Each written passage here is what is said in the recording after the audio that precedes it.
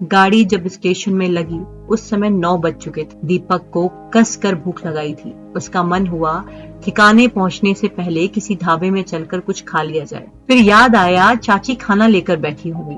चलते समय उन्होंने जतला दिया था कि घर से लौट कर खाना हमारे साथ खाओगे। उस दिन होटल नहीं जाने दूंगी। पर उस दिन यह थोड़े ही पता था कि गाड़ी 2.5 घंटे लेट पहुंचेगी। अब इतनी रात गए उन्हें वो परेशान कैसे करेगा।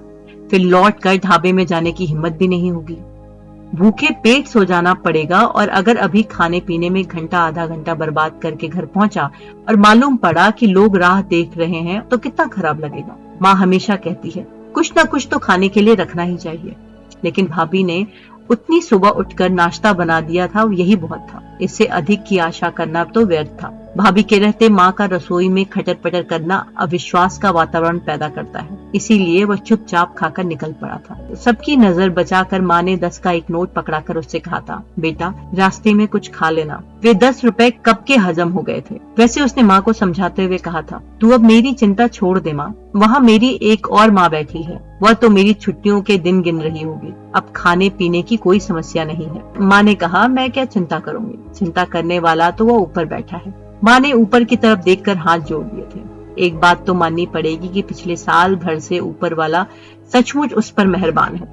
उसने सोचा भी नहीं था कि उसे इस डिप्लोमा कोर्स में एडमिशन मिल जाएगा। डरते डरते ही पीईटी दी थी। वैसे पास होने की खुशी को भी भाभी ने चौपट कर डाला था। साफ कह दिया था कि जो कुछ पढ़ना है यहाँ रहकर पढ़ो, बाहर भेजने की हमारी औकात नहीं है। सौभाग्य से उन्हीं दिनों नानी जी ने संपत्ति का बंटवारा किया। माँ के हिस्से में जमीन का एक छोटा सा टुकड़ा आया था। माँ ने कह दिया, जमीन लेकर मैं क्या करूँगी, जो दाम बनते हो दे दीजिएगा। उन्हीं रुपयों से फिर एडमिशन फीस और आने जाने के किराए का जुगाड़ हो सका। ढंग के 4 जोड़ी कपड़े, नया जूता, एक मुनासिब सा सूटकेस और छोटे मोटे सामान खरीदे गए। शेष रकम को फिक्स में डालकर उसके ब्याज के खर्चों का प्रबंध कर दिया गया। पहले तो हॉस्टल में ही रहने का तय हुआ था, पर 2 महीनों में ही होश फटा हो गए। रैगिंग तो जैसी होती है हुई ही, पर खर्च बेहिसाब होने लगा। वहाँ तो कटौती का कोई सवाल ही नहीं था। दिवाली की छुट्टियों से लौटकर आया तो उसने कमरे की तलाश शुरू की।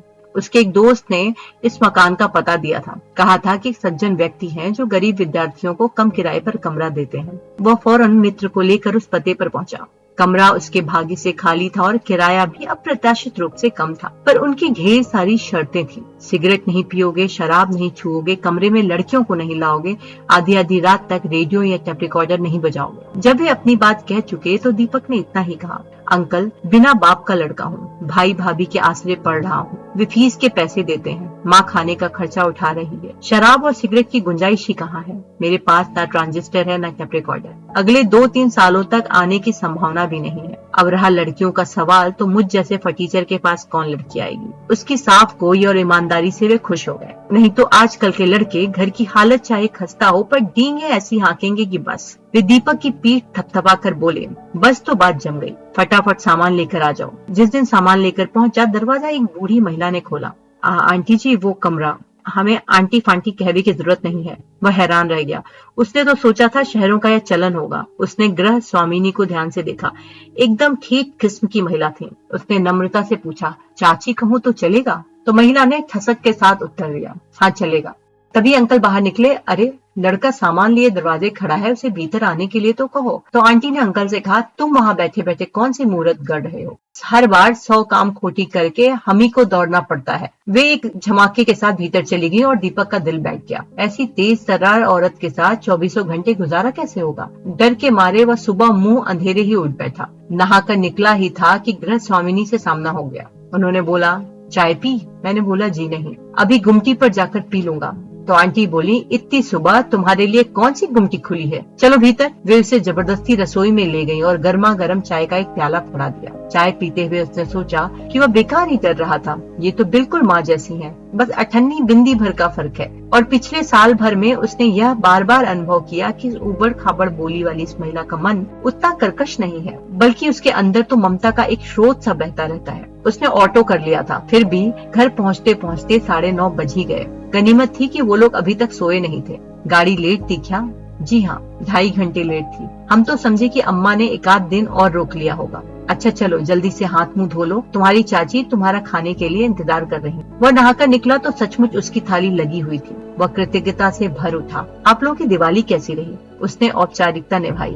अरे अब हम लोगों की क्या होली और क्या दिवाली, सब एक सी रहती है, तुम अपनी सुनाओ। तो आंटी जी बोली, नहीं बबुआ, अब की हमारी दिवाली खूब अच्छी रही। अच्छा, तुम्हारे अंकल जी 300 रुपया हार गए। तो अंकल बोले, 300 रुपयों को कितना दिन रोऊंगी, लेकिन आप रुपए कैसे हार गए? दीपक ने पूछा। तो आंटी बोली, अरे रात भर जुआ खेले हैं। दीपक ने बोला, अंकल आप जुआ खेलते हैं? तो अंकल जी मुस्कुराते हुए बोले, बस दिवाली पर खेलते हैं बेटे, उस दिन कोई दोष नहीं होता, बल्कि हमारे बचपन में तो बड़े बुजुर्ग हमें खेलने के लिए रुपया अठन्नी देते थे कि जाओ बेटा अपना भाग्य आजमाओ। तो आंटी थोड़ा गुस्से में बोली, बुजुर्गों की करनी को अब हम भुगत रहे हैं, बताओ ये कोई अच्छी लत है? अरे पांडवन के राजपाट छिन गए थे, तुम तो पेंशन पे जिंदा हो, ये टपरी छोड़कर तुम्हारे पास है क्या? तो अंकल थोड़ा सा मुस्कुराकर बोले, क्यों, तुम हो तो महारानी, वैसे तुम्हें जो भी ले जाएगा दूसरे ही दिन वापस कर जाएगा, कहेगा ये आपदा आप ही रखो महाराज, हमारे बस की नहीं है। दीपक को वहाँ बैठने में अब संकोच होने लगा। उठते हुए बोला, मैं अब सोऊंगा अंकल। अंकल ने बोला, हाँ बेटा सुबह के चले हो। अपनी थाली यथा स्थान पर रख कर वह कमरे में चला गया। कमरा यद्यपि बरामदे में था, फिर भी उसे पति पत्नी की नोकझोंक सुनाई पड़ रही थी। अब तो खैर उसे आदत हो गई थी, पर पहले उसे बड़ी घबराहट होती थी। यह बात नहीं कि उसके यहाँ लड़ाई झगड़ा नहीं होता था, हाँ, पर ऐसे पटाखे नहीं फूटते थे। वहाँ तो शीतल युद्ध चलता था। माँ और भाभी के बीच में भैया शंकु से टंगे रहते थे। बच्चे भाभी के साथ होते हैं, माँ के पाले में दीपक होता है। और वह एकदम उदास हो आया। उसके बिना माँ अब बिल्कुल अकेली पड़ गई होगी। उसने माँ को कभी किसी से लड़ते हुए नहीं देखा। कभी कभी वह याद करने की कोशिश करता है, माँ की पापा के साथ मीठी झड़पें तो जरूर हुई होंगी, पर ठीक से कुछ याद नहीं पड़ता। कुल जमा 6 वर्ष का तो था जब पापा की मृत्यु हुई थी। उसे इतना भर याद है कि वह उसके जीवन का स्वर्ण काल था। अपने दोनों भाई बहनों के बाद लगभग 10 साल के अंतराल से वह इस घर में आया था, इसीलिए घर भर की आंख का तारा था। सब उसे हाथों में उठाए फिरते थे, पर अचानक पापा चल बसे और सब कुछ उलट पुलट हो गया। ममतामयी घरेलू माँ कर्मठ अध्यापिका में बदल गई। भैया भाई कम, अभिभावक ज्यादा लगते। दीदी ने घर की कमान संभाल ली थी और यही सबसे बड़ा सुख था। उनकी ममता भरी छांव में वह माँ की अनुपस्थिति भूल जाता था। पर यह सुख भी कितने दिन रहा। सयानी लड़की को घर में छोड़कर नौकरी पर जाते हुए माँ का मन आशंकित रहता। अच्छा, घर वर देखकर उन्होंने दूसरे साल ही उनकी शादी करा दी। दीदी गई और घर एकदम सूना हो गया। दीदी थी तो घर में एक लय थी, रस था। अब खेलने खाने की, पढ़ने सोने की जगह भर बस रह गया। कुछ साल बाद जब भैया के ब्याह की बात चली तो वह पुनः उत्साह से भर उठा। उसे आशा थी कि भाभी के आते ही घर में रौनक हो जाएगी, खुशी की बरसात होगी। बरसात तो हुई, पर उससे दीपक का मन भीग न सका। भाभी कभी अपनी सी हो न सकी, बल्कि भैया और दूर चले गए। उन दोनों की अलग छोटी सी दुनिया बस गई। माँ और दीपक निर्वासित से बाहर टापते ही रह गए। इस निर्वासन के बरसों बाद उसे माँ से फिर मिला दिया। पिछले दिनों घर और बाहर दोनों मोर्चे पर जूझते हुए माँ उससे बहुत दूर छिटक गई थी। फिर एक और नया पर्व प्रारंभ हुआ। कालांतर में घर की बगिया में 2 फूल खिले और आंगन किलकारियों से भर उठा। उन लोगों के साथ जैसे दीपक का अपना बचपन लौट आया। उन नन्हे नन्हे हाथों के पुलक भरे स्पर्श ने जीवन में फिर से रंगीनियां घोल दी। बच्चे अपने साथ खुशियों का अंबार लेकर आए थे, पर समस्याओं का भी ढेर लगा रहा। भाभी की नौकरी के साथ उनका सामंजस्य नहीं बैठ पा रहा था। रोज नई परेशानी सामने आ जाती। तब सबने मिलकर यह तय किया कि माँ अपनी नौकरी छोड़ दें। प्राइवेट स्कूल की नौकरी थी, जहाँ वेतन कम और काम ज्यादा था। एक समय था जब यह छोटी सी रकम भी उनके लिए बहुत हुआ करती थी। पापा की नामालूम सी पेंशन के सहारे घर चल नहीं सकता था, पर अब वैसी कोई बात नहीं थी। अतः लंबे सोच विचार के बाद माँ ने त्याग पत्र दे दिया, और यही शायद उनकी सबसे बड़ी भूल थी। एक तो वे बाहर की दुनिया से बिल्कुल कट गईं, फिर नौकरी चाहे छोटी थी, उसके दम पर उन्हें घर में शासक का दर्जा प्राप्त था। खर्च की बागडोर भाभी के हाथों में जाते ही उनकी हैसियत एक आया जैसी हो गई। दीपक देखता और तिलमिलाकर रह जाता। सोचता, मेरा अपना घर होगा, घर जहाँ माँ का एक छत्र शासन होगा। उसी दिन के लिए तो वह इतनी जीतोड़ मेहनत कर रहा था। सुबह कॉलेज के लिए तैयार हो रहा था कि अंकल ने आकर कहा, तुम्हारी चाची तुम्हें बुला रही। भीतर जाकर देखा तो दिवाली के पकवानों से पूरा थाल सजा हुआ था। लो बेटा, बड़ी मुश्किल से तुम्हारे लिए संभाल के रखा है। तुम्हारे अंकल की चंडाल चौकड़ी के मारे घर में कुछ बचत है कहूँ? वह संकोच से भर उठा। ये लोग इतना ध्यान रखते हैं और वह घर से खाली हाथ चला आया। भाभी ने ये भी नहीं सोचा कि लड़का दिवाली बाद वापस जा रहा है। पहले साल हॉस्टल में भी यूं ही पहुंच गया था तो साथ वालों ने नाक में दम कर दिया। फिर बुरा सा मुंह बनाकर अपनी स्वर्गीय दादी को उसने एक बार फिर स्वर्ग भेज दिया। तब कहीं जान छूटी। पर इन लोगों के साथ तो ऐसा छल भी नहीं कर सकता। क्या भाभी कभी इन बातों को समझ पाएंगी? आशा तो नहीं है। मिठाई का डिब्बा तो बहुत बड़ी चीज है। माँ चाहती थी कि लड़का मुंह मीठा करके घर से चले, पर हलवा सेकना तो दूर, भाभी कभी दही शक्कर की कटोरी भी नहीं पकड़ाते। फिर माँ ही सबकी नजर बचाकर मिश्री की डली उसके मुंह में डाल देती। उसकी मिठास को वह आने वाले कितने ही दिनों तक महसूस करता रहता। का सोचने लगे बेटा? चाची की आवाज से दीपक अपनी यादों से वापस आया। दीपक बोला, यह तो बहुत ज्यादा है चाची। तो चाची ने बोला, तो कमरे में रख रहो, स्कूल से लौट के भूख लगे है तो खा लियो। थाली लेकर मैं कमरे में आया तो देखा अंकल उसके बिस्तर पर बैठकर नोटों की गड्डियां बना रहे। उन्होंने 20 की, 10 की, 5 की थप्पियां बनाई और उन्हें रबड़ बैंड से कस दिया। 1 और 2 के नोटों का एक बंडल बनाया। फिर सारा सामान करीने से प्लास्टिक के एक चपटे डिब्बे में रखकर किताबों की अलमारी में छिपा दिया। दीपक एकटक उन्हें देख रहा था। अंकल मुस्कुराकर बोले, यह हमारा स्विच बैंक है बचवा। इस घर में यही सबसे निरापद स्थान है। यहाँ तुम्हारी चाची फटक नहीं सकती। अनपढ़ बीबी के भी बड़े फायदे हैं बरखुरदार। दीपक ने बोला कि आप ये पैसे चाची से छुपा कर रखते हैं। तो चाचा जी बोले कि नहीं रखे तो क्या करें, सारी पेंशन, सारा किराया तो वो झटक लेती है। मैं पान, तंबाकू, चाय पानी के लिए तरस कर रह जाता हूँ। कभी सिनेमा जाने का मन होता है, कभी दोस्तों के साथ खेलने जाने की इच्छा होती है। अब इन सब के लिए रोज रोज कौन हाथ पसारे, और मांगने से ही क्या वे दे देंगी?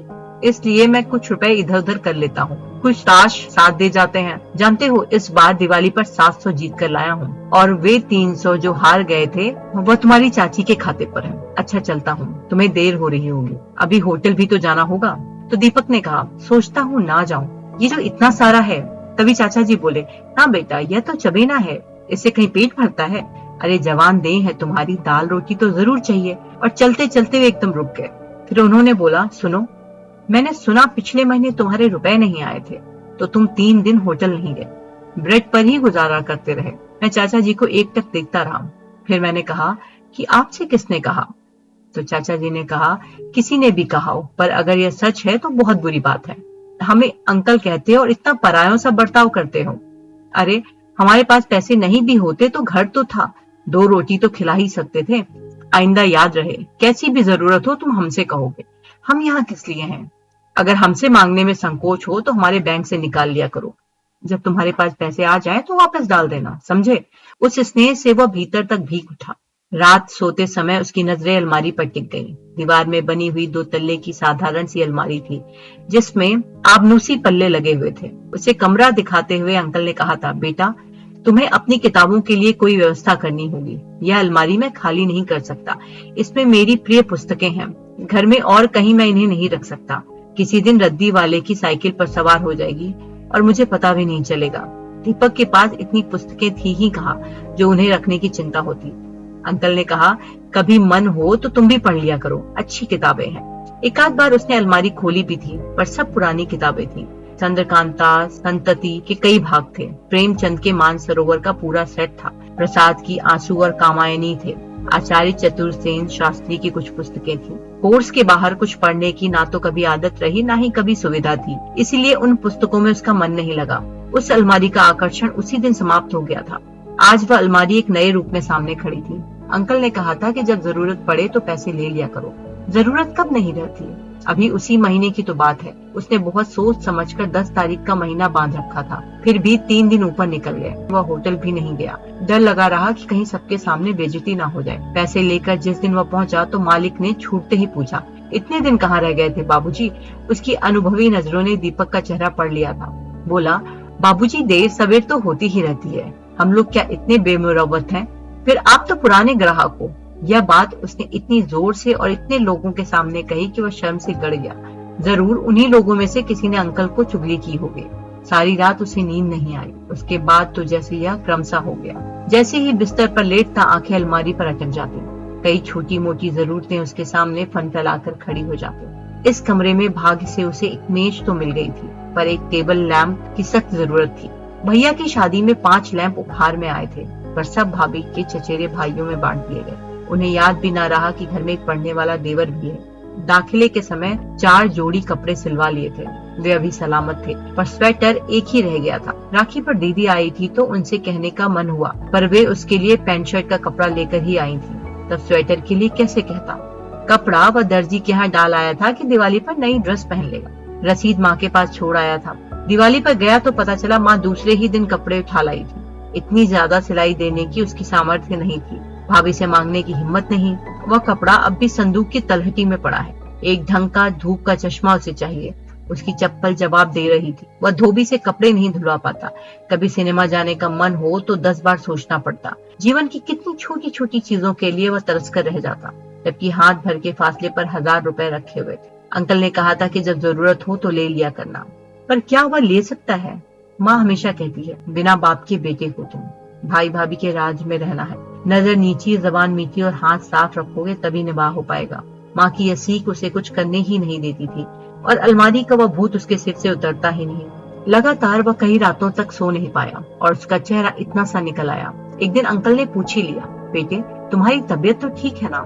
दीपक ने बोला, जी कुछ हरारत सी लग रही है। उन्होंने फौरन माथा छूकर देखा, अरे तुम्हें तो सचमुच बुखार है। चलो कमरे में चलकर आराम करो, कॉलेज जाने की कोई जरूरत नहीं है। उन्होंने पत्नी को अदरक वाली चाय बनाने का आदेश दिया और खुद नुक्कड़ वाले डॉक्टर गुप्ता को लिवा लाए।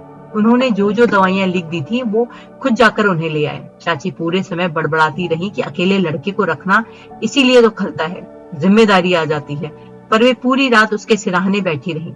सुबह उसका बुखार उतर गया। चाची भी उठकर अपने रोज के काम काज में लग गई। अंकल को अकेला पाकर उसने कहा, अंकल एक बात कहूँ?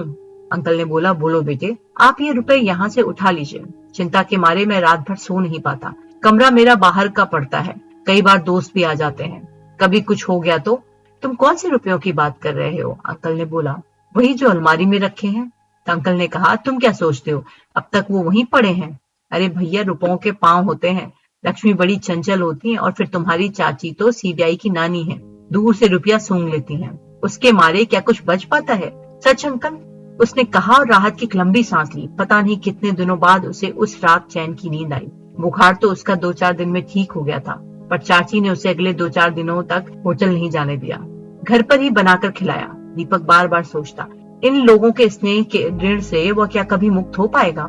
15-20 दिन बाद की बात है। वह कॉलेज से लौटा तो देखा हाथे में पीतल के बर्तनों का ढेर लगा और उन पर कलाई हो रही है। बरामदे में अपनी बुनाई लिए हुए चाची उन पर निगरानी रख रही थी। अंकल धूप सेकते हुए अखबार पढ़ रहे थे। मैंने पूछा, ये क्या हो रहा है अंकल? तो अंकल ने कहा, इसे कहते हैं दिवाली के बाद दिवाला। तो दीपक ने पूछा कि नहीं, मेरा मतलब है कि अभी कोई फंक्शन है क्या? अंकल ने बोला कि अरे कल को तुम्हारी चाची की तिरही में 1500 ब्राह्मण खिलाने पड़ेंगे, तो बर्तन तो चाहिए ना, कि नहीं? दीपक सकपका गया। अरे जाओ, तुम खिला चुके 1500 ब्राह्मण, बस तेरा ही खिला दीजिएगा, मैं तर जाऊंगी। वैसे भगवान ने एक बड़ा अन्याय किया है, तुम्हें एक बेटा भी ना दिया। दीपक सन रह गया। अपनी नीच संतान पत्नी से कोई ऐसे क्रूर परिहास करता है? पर चाची ने जरा भी बुरा नहीं माना। चाची तुनक कर बोली, हाँ बेटा, अगर होता तो सारे बामन उसी के मुड़े पटक के तुम छुट्टी पा जाते। चाचा बोले कि सो तो बात की बात है, पर बेटा होता तो बहू भी आती, और बहू आती तो सारा कबाड़ खाना ले जाती और बदले में स्टील के चमचमाते बर्तन ले आती। चाची तुनक कर बोली, अरे मैं देखती कैसे लेकर जाती। उनकी वह आक्रामक मुद्रा देखकर दीपक को हंसी आ गई। अंकल, दुनिया की किसी बहू में इतना दम नहीं है कि चाची के बर्तनों को भी हाथ लगा ले, उसने कहा और कमरे में चला गया। पर कमरे में जाते ही वह उदास हो गया। उसे माँ की जगर मगर गृहस्थी याद आने लगी। पीतल के डिब्बों की कतार हुआ करती थी और वह भी सदा चमचमाती हुई। पीतल और तांबे के बड़े बड़े कलश थे, बाल्टियां थी, गागरे थी। मजाल है जो किसी पर दाग भी लग पाए। पापा की मृत्यु के बाद गृहस्थी का रस चाहे सूख गया हो, उसके रख रखाव में फर्क नहीं आया था। पर भाभी ने आते ही एक एक बर्तन निकलवाना शुरू किया और उनकी रसोई स्टील के बर्तनों से झलर मलर करने लगी। हर बर्तन की रवानगी के समय माँ की आंखें छलछला उठी। बड़े अरमानों से, बड़ी मेहनत से यह गृहस्थी जोड़ी थी मैंने। एक आध बार दबी जबान में उन्होंने कहा भी, अरे दीपक के लिए तो कुछ रहने दो। तो भाभी बोली, दीपक को क्या हम कुछ देंगे नहीं माँ जी? और फिर वह आने वाली क्या खाली हाथ आएगी? आने वाली अपने साथ गाड़ी भरकर सामान ले आए, क्या फर्क पड़ता? पर वह कैसे जानेगी कि कितने जतन से उसकी सास ने गृहस्थी जमाई थी। बस दीपक ने फैसला कर लिया कि नौकरी लगते ही माँ के लिए पीतल के ढेर सारे बर्तन खरीदेगा और उन पर बड़े बड़े अक्षरों में माँ का नाम खुदवाएगा। वो जो आने वाली है उससे साफ कह देगा, अपनी गृहस्थी आप जमाओ, इन बर्तनों को छूने की जरूरत नहीं है। बाहर अपना नाम सुनकर चौंक पड़ा। अंकल कह रहे थे कि मेरे पास तो नहीं है, दीपक के पास हो तो देखता हूँ। वह एकदम सहम गया। इतने सारे बर्तनों की मजदूरी 50-60 से कम क्या ही होगी? इतने पैसे उसके पास होंगे भी? लेकिन अंकल ने उससे कुछ नहीं कहा। सीधे अलमारी के पास गए, अपना स्विच बैंक खोला और रुपए लेकर बाहर चले गए। दीपक आश्चर्य से भरकर उन्हें देखता रह गया। कलाई वाले को विदा करके फिर लौटे, डिब्बा यथास्थान पर रखा और अलमारी बंद करके दीपक के पास बैठ गए। अंकल ने बोला, क्या सोच रहे थे बरखुरदार? यही कि अंकल झूठ भी बोलते हैं। ठीक है ना, उस दिन तुम इतने बेचैन थे कि मुझे झूठ बोलना ही पड़ा। यह रुपया तुम्हारे मन पर इतना बड़ा बोझ बन जाएगा, यह तो मैंने सोचा ही नहीं था। लेकिन अब मुझे फिर टेंशन हो जाएगी। सच कहता हूँ अंकल, इस बला को यहाँ से हटा दीजिए। मैंने आपसे झूठ कहा था। मुझे दोस्तों से कोई खतरा नहीं था, परंतु मैं अपने आप से डरता हूँ कि किसी दिन मुझे मोह हो जाए तो। देखो बेटे, मोह और संयम में सूत भर का फर्क होता है। तुमने उस सूत भर के अंतर को बनाए रखा। इस उम्र में यह बहुत बड़ी बात है। तुम्हारी माँ ने तुम्हें बहुत अच्छे संस्कार दिए हैं बेटा, और संस्कार सिर्फ माँ बाप ही दे सकते हैं। जानते हो, हमने एक बेटा पालने की कोशिश की थी। वो मेरी बहन का बेटा था। 5 साल का था जब हम लोग उसे लाए थे। हमने भरपूर प्यार दिया, दुलार दिया, दुनिया की हर नेमत दी जो हम दे सकते थे, पर संस्कार नहीं दे सके, क्योंकि वो हमारा बेटा नहीं था। हमारे कर्तव्यों की लिस्ट बहुत लंबी थी और अधिकार के नाम पर शून्य था। उसके आचार व्यवहार में, शिक्षा दीक्षा में कहीं भी हम अनुशासन का अंकुश न रख सके। अपनी आंखों के सामने उसे बर्बाद होता देखते रहे। परिणाम यह हुआ कि 15 साल की तपस्या पर पानी फेरकर एक दिन चंपत हो गया। जाते हुए अपनी मामी की 5 तोले की चेन भी ले गया। अब बहन सबसे कहती फिरती है कि मामा के प्यार ने और मामी के फटकार ने उस लड़के को कहीं का न रखा। तब से हमने वह चक्कर ही छोड़ दिया। तुम जैसे होनहार बच्चों पर प्यार लुटाकर अपने अरमान पूरे कर लेते हैं। तभी आंटी की आवाज आई, 2 बाल्टी पानी तो निकाल देते, बर्तन का इससे धुलूंगी। तो दीपक ने बोला कि मैं पानी निकाल देता हूँ। ना बेटा, तुम्हारे जाने से बात नहीं बनेगी। तुम अपनी पढ़ाई करो। और उठते हुए बोले, तुम्हारी माँ ने सचमुच बहुत अच्छे संस्कार दिए हैं। भगवान उन्हें लंबी उम्र दे और वे तुम्हारे राज में खूब सुख भोगे। उनके जाने के बाद भी वह बड़ी देर तक उनके आशीर्वचनों से पुलकित होता रहा। एकाएक वो आत्मविश्वास से उठकर खड़ा हो गया।